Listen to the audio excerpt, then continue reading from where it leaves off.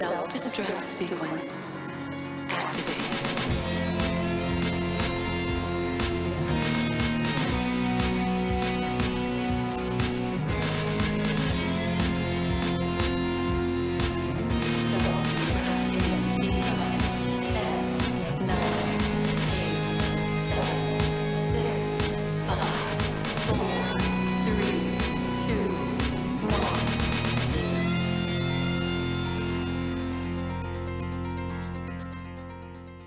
Hey, what's going on, everybody, and welcome to another edition of the Self-Destruct Sequence podcast. Filling in for more fun, I'm Ron Klee, and today is Sunday, June 25th. You're watching episode 51. Thank you all for joining. Apologies for the delays in getting this episode out. I was planning on doing one last week and lost internet, so but we're here, and we've got some news. We've got some news accumulated over the last month or so. But the most recent news is Overload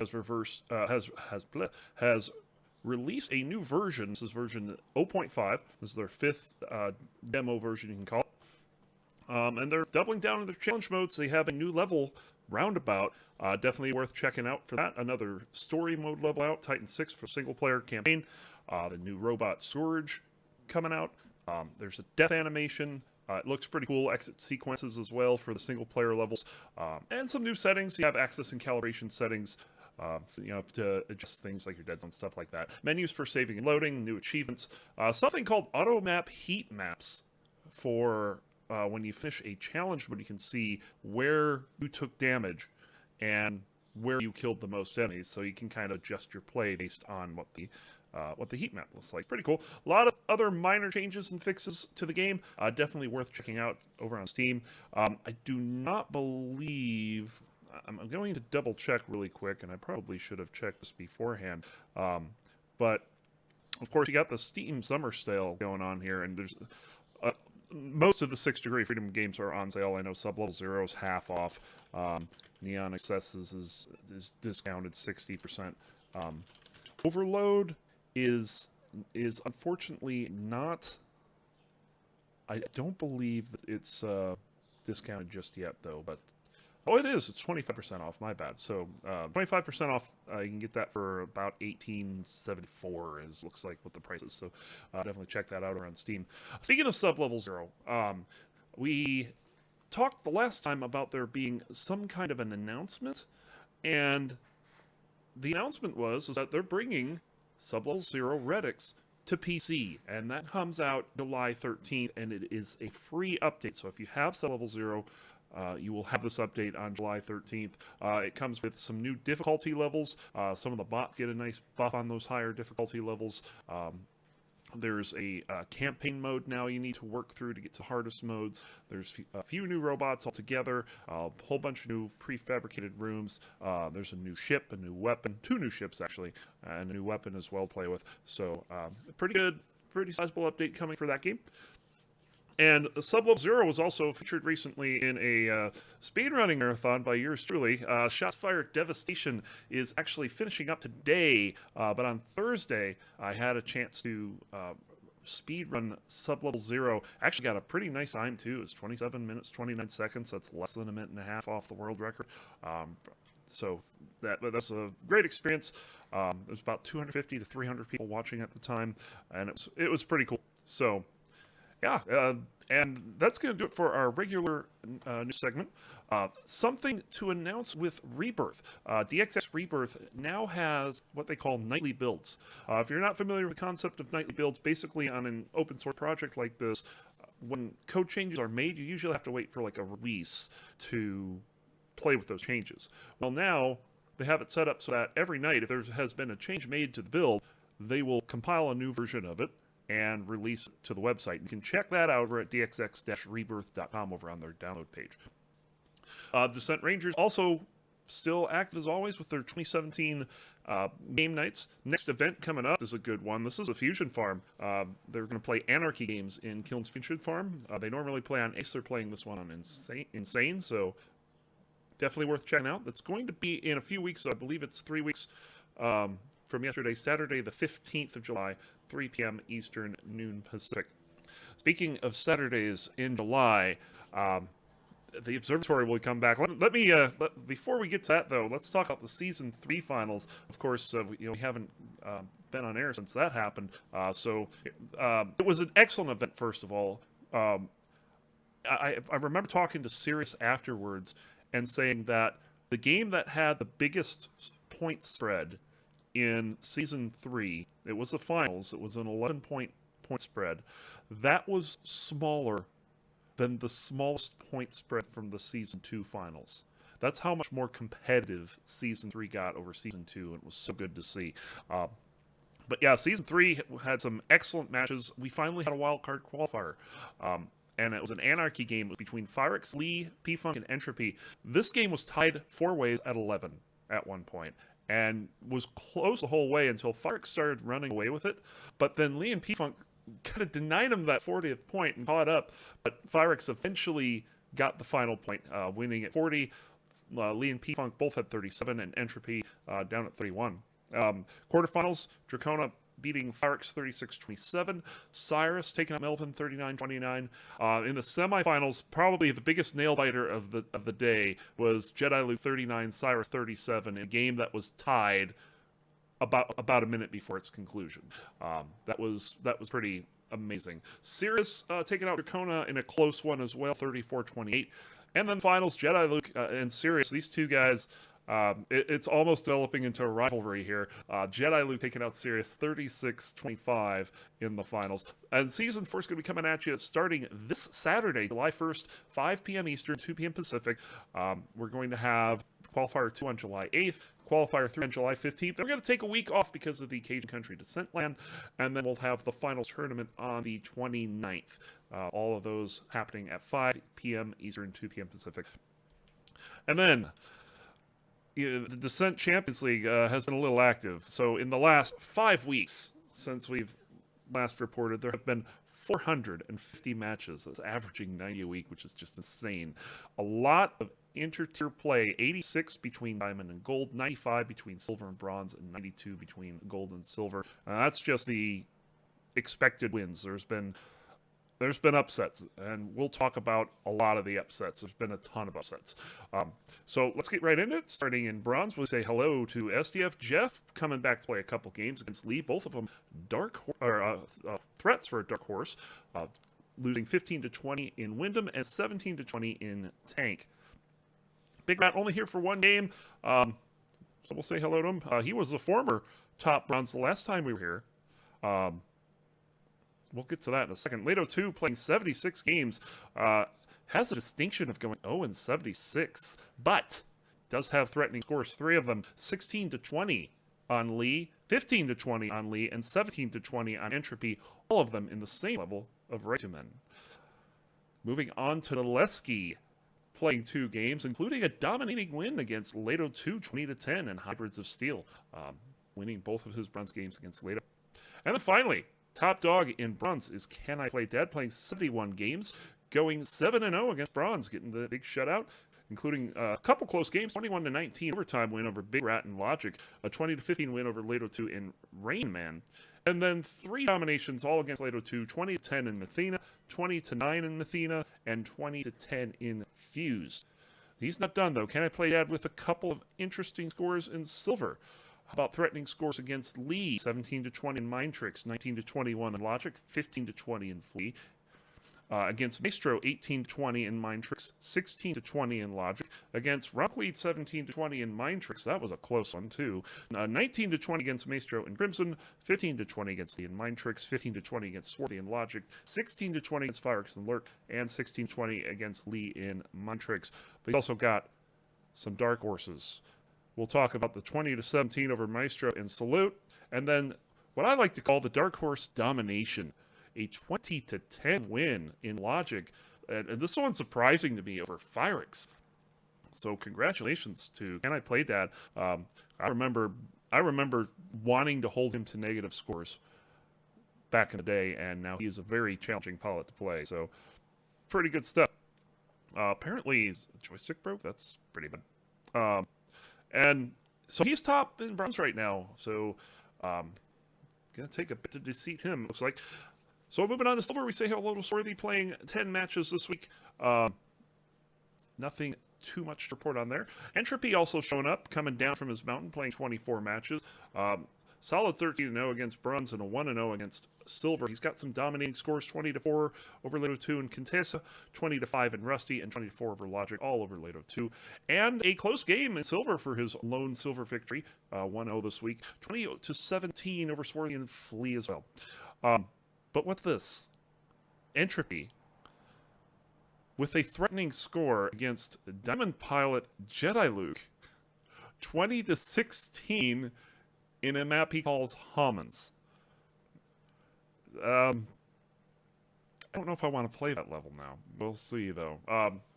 Yours truly, Ronkley, here playing 12 games this week. No silver games, but 2 threatening scores against Gold Pilots, 15-20 against Vaniac in Lurk, and 15-20 against Bahamut in Godspeed. Lothar Bot coming around, playing 2 games, including a dominating win over fellow Silver Pilot Lee, 20-8 in Wrath. Very strong showing from a player that has not played a whole lot lately. So you can see Lothar Bot not all that rusty. Maestro, 21 games this week, 2-9 against Silver. 2 games that were wins were both against Lee, 20-16 in Vamped and 20-16 in Rumble. We have Lady Silver playing 20 games this week, 1-0 against Silver in a close game against Lee, 20-17 in one of her favorite maps, Crimson, and 2 threatening scores, both of them against Morphod. One of them is 20-15 in Take 2 and 21-19 in Salute Overtime. Ooh, getting close there. And then Lee, the master of activity. Of those 450 games that were played in the last 5 weeks, 110 of them came from Lee, boasting a 9-21 record against Silver, but it's got a lot of dominations here against Bronze Pilot Leto 2, most of them 20-5 in Raytumen, and 20-1 in Raytumen. So all of the dominations coming in that map. Looks like he's got his number in that level, for sure. Against Silver, some close games to report: 20-18 on Hyper in Killbox, 20-16 against Maestro in Savage, 20-16 also against Maestro in Nocturnal, 20-15 against Maestro in Neptune, and 20-17 versus Firex in Raytumen, and a dominating win, 20-10 over Maestro in Send. Also to report 2 threatening scores on Gold Pilots: 15-20 against Bahamut in Killbox, and 16-20 lost to Vaniac in Synapse. So some nice showings from Lee there.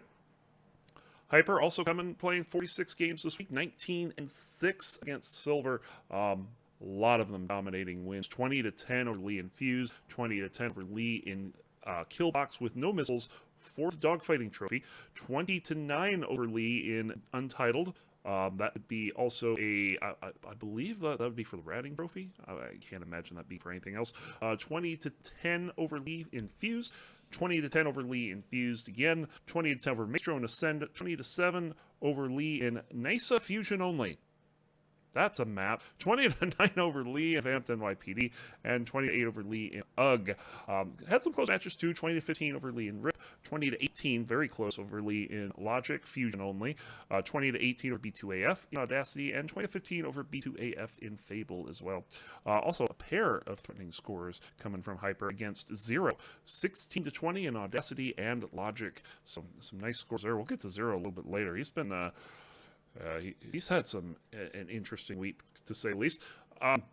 Moving on to Firex, 20 games this week, only 1-1 against Silver, but one of them a really close win over Lee, 20-17 in Raytumen.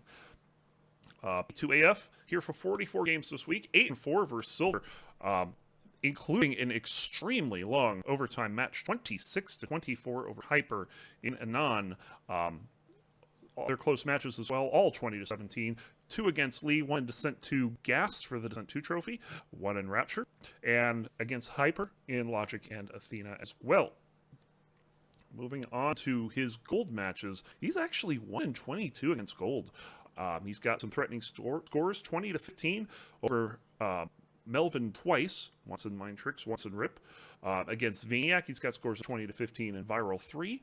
20-16 in Gas. These are wins for Vaniac. 15-20 against Vaniac Droids, and a close game, 15-20 against Morphod in Logic 2. Interesting one there. And one more threatening score against Diamond Pilot Jedi Luke. 20-16 lost to him in the level Gast. Moving on to P-Funk, who is top silver this week. He is got no games against silver, but is 1-4 against gold. The threatening score coming against Morphod, losing 22-24 in overtime in Logic X2. He frustrates Morphod like no other, I tell you. And getting his first win over Melvin. P-Funk winning 20-17 in Salute. Congrats to P-Funk for that. And he'll sit at the top silver spot for now until someone can challenge him. Moving on to Gold. Rethink played 4 games, 0-2 against Gold. He had a super close game against Bahamut, 20-22 overtime loss. We'll get to that in a bit. Morphod with 31 games this week, going 2-2 against Gold. Got a couple dominations against Silver to talk about. 23 over Lady Silver in Monroe, 49-42. Really? Oh, that's funny. 20-5 against Lee in Nocturnal as well. And against Gold, probably the longest overtime match of the week is going to be Morphod 29-27 over Cyrus in Flea. That is a epic game there. 20-17 win over Melvin as well in Rip for close matches. Moving on to Melvin. 1-7 against Gold this week with a win over Bahamut and Athena, but otherwise not a whole lot to report on him. Soljic returning for 3 games, including a win over Melvin 20-15 in Logic. Cyrus is back playing 14 games, 2-1 against Gold, including a close game 20-15 against Melvin in Ascend, and a dominating win 20-6 against Melvin in Logic, and also 3 threatening scores on Diamond Pilots against Jedi Luke, both of them in a Logic variant, 16-20 losses, one in Logic X4 and one in Logic X3. And then, how about against Mark 3, 39-2, 18-20, as close as you can get without going to overtime there in Crimson. So, well done for Cyrus for picking that up, and yeah, we'll get to him again a little later on in the episode about the close games. And then Zero coming around and just... Wow, 57 games, 8-8 against Gold.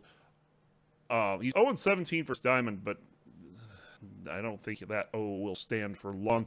Got some close games here, 20-16 over Vaniac and Savage, and overtime 24-22 win over Vaniac and Logic, 20-17 over Bahamut and Logic, 20-18 over Bahamut and Logic, and 20-16 over Vaniac and Audacity, and probably the only guy that I could think that could even remotely have a chance at doing this to Bahamut in UG. A dominating Fusion Trophy win, 20-15, or I'm sorry, 20-8 over Bahamut in UG. He got it right back the next game in IS, but man, 20-8 is, whew, that's a big score there. And then how about some threatening scores against Jedi Luke? And not just threatening, I mean, he's knocking on the door here. He's 1 kill from winning some of these, I'm sure. 17-20 against Jedi Luke in Logic, 16-20 in Athena X2, 16-20 in Logic, 16-20 in Logic, and 2 overtime games, 19-21 loss against Jedi Luke in Matrix, and a 21-23 loss against Jedi Luke in Ascend as well. Man, that is pretty crazy there, I tell you what. So, moving on to Vaniac. He's been pretty active as well, playing 74 games, going 2-6 against Gold. Those wins, both close wins against Bahamut, 20-15 in Ascend, and against Zero, 20-18 against Zero and Mind Tricks.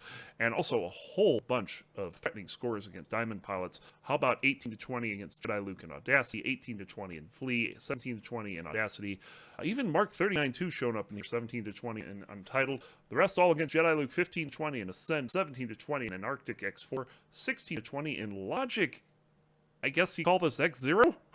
No missiles, 16-20 in Mind Trick, 16-20 in Ascend, overtime loss, 20-22 in Ascend, 15-20 loss in Savage. But how about a dark horse win here, 20-11 over Jedi Luke with 5 suicides in Savage as well. But he's not the top gold pilot this week. How about bringing that over to Bahamut, playing 55 games in the last week and going 15-5 against Gold and 3-5 against Diamond. And he's got a fairly impressive Diamond record this week. But talk about his dominations against Silver first. Against Maestro, 20-4 in Black Rose, 20-4 against B2AF and Take 2, 20-4 against Entropy and UG, twice, 20-1 against Entropy and UG, 20-5 against Lee and UG. Yeah, some very dominating scores there. It's got some close games against Gold, though. 20-18 against Zero and UG. 20-15 against Zero and IS. That was the rematch for the trophy. 23-21 against Melvin and Killbox. 24-22 against Maniac and Ascend. 22-20 against Zero and Methina. Holy overtime. 22-20 against Rethink and Logic X2. And then 20-15 against Zero and Logic. And 20-16 against Rethink in Droids as well. Couple dominations to report. One against Morphod, 20-7 in IS for the trophy, and 20-6 against Melvin in UG as well. But against Diamond, so the way we have this working here is we have a report that we generate every week, and matches that need to be talked about are displayed in a different color. Every Diamond match he's played this week is in a different color. And we'll talk about first the threatening scores: 21-23 over against Jedi Luke. Jedi Luke winning that one in Logic, 18-20 in Logic against Mark 39-2, 17-20 in Fused, and 16-20 in Logic, and again against Jedi Luke, 17-20 in Logic X5. But the wins: 3 dark horses. 20-17 over Jedi Luke in Logic, 20-15 over Jedi Luke in Ascend X2, and how about a 20-16 win over Mark 39-2 in Black Rose? Mark trying to come into his home level, but no, he's closing the door. I like that. So, not just top gold, but number 1 on the ladder goes to Bahamut. Congratulations. Moving on to Diamond Tier, Mark 39-2 playing 24 games. 9-1 against Gold, and 3-1 against Diamond. We don't usually see a whole lot of Diamond versus Diamond matches. Having 4 in the span of 5 weeks is a lot. So we'll get to those in a bit. Getting the shout domination over Can I Play Dad, 20-0 in Mind Tricks. Against Silver, getting some dominations, 20-3 against Lee, 3 times. Once in the Cannery, once in EO, and once in Skunk. And 20-5 over Hyper in Untitled. Versus Gold, how about 4 dominations, 20-5 over Cyrus and Flea, 20-6 over Vaniac and Savage, and against Melvin twice, 20-8 in Logic, and 20-5 in Audacity. And 2 of his 3 wins in the Diamond Tier, one of them an overtime win, 22-20 over Jedi Luke in Audacity, and another win, 20-16 over Jedi Luke in Junior with Vulcan X2. I'm guessing that might be a title, but that's a win's a win. 3-1. Pretty good record this week. But Jedi Luke coming in. We mentioned about Lee playing 110 games earlier. Jedi Luke's played 136 total games, going 77-3 against Gold, and getting 1 win over Mark in that series. Against Bronze, couple shutout dominations. Leto 2 in Audacity and Vamped. And how about this? Winning by 21 in a game to 20. 20-1 over Leto 2 in Nysa X4. Congratulations for such a dominating victory there. Against Silver, it's the Jedi Luke domination hour. 20-3 against Lee and Logic. 20-5 against Hyper and Lurk. 20-3 against Lady Silver and Logic. 20-4 against Maestro and Ascend. 20-2 against Lee and Nysa X2. 20-5 against Swarthy and Fused X4. 20-5 against Hyper in Logic X2. Shutting out Lee in Viral 3 X2. 20-2 against P-Funk and Flea X2. 20-3 against Ronkly in all places. Junebug X2. And you said you didn't want to play there, sir. 20-5 against Maestro and Salute. 20-4 against Lee and Mega Viral 3 X4. 20-0 shutout over Entropy and Mega Pillbox X5. 20-4 against Lee and Wrath X5. 20-3 against Lee and Nysa X2. 20-5 against Lee and Mega Black Rose. 20-5 against Lee and Pillbox X5. Shutting out Lee in Nysa X2, 20-1 against Hyper in Nysa X2, 20-1 against P-Funk in Logic X5, 20-4 against Ronkly Salute, and 20-1 against Ronkly in Logic X2. Going against Gold. Oh god, this list is huge. Hold on, let me take a drink. Okay. Let's see if I can make it through this here. Dominating wins versus Gold Pilots require him to score requires opponent to score 10 or less. So let's start it off. 23 against Vaniac in Logic, 20-10 against Vaniac in Crimson, 20-7 against Morphod in Logic, 20-7 against Cyrus and Athena, 20-10 against Vaniac in Audacity, and again in Ascend X2. 20-6 over Zero in Logic, 20-8 over Vaniac in Mind Tricks, and again in Logic X2. 20 to 10 over Morphod and Logic, 20 to 10 over Vaniac in Savage X5, 20 to 10 over Vaniac and Crimson X2, 20 to 6 over Vaniac and Logic X2, 20 to 4 over Vaniac in Ascend X4, 20 to 10 over Vaniac in Ascend X2, 20 oh, that was loud. 20 to 5 over Melvin in Ascend X2, 20 to 1 over Melvin in Wrath X4, 20 to 10 over Melvin in Logic, 20 to 9 over 0 in Wrath X2, 20 to 10 over 0 in Logic, 20 to 4 over Vaniac in Logic, 20 to 7 over Vaniac in Logic, 20 to 7 over 0 in Mesa X2, 20 to 8 over Vaniac in Viral 3 X2, 20 to 8 over Vaniac in Droids, 20 to 10 over Vaniac in Audacity X2, and finally, 20 to 9 over Vaniac in Audacity X2. He did have a couple of close overtime games. We already been over them, but mostly holding out. And we'll get to how he does that a little later. And against Diamond Paul at 39-2, did get a pretty good score, 20 to 15 over him in Logic as well. So 4 Diamond on Diamond games this week, and I tell you what, a couple of them are posted, definitely worth checking out demo-wise. But if we're talking about highlight of the week, or the last 5 weeks anyway, that absolutely has to go to the Jedi Luke Cyrus game that happened on the Observatory. This was a 2-game match that Jedi Luke won on the combined score 39-37. In Flea and Logic X5 were the 2 games. He actually lost in Flea 20 to 19. There is no win by 2 in the finals tournament because it's a combined score. But towards the end of the Logic X5 match, he was up 18 to 17, which meant it was tied at that point, and he knocked out those last 2 kills in a matter of like 30 seconds. It was over that fast. And what's amazing about that is because if you watch the video, you can find the Observatory Season 3 Finals Tournament. It's over on YouTube. The last 10 minutes of the match prior to that was like painfully slow.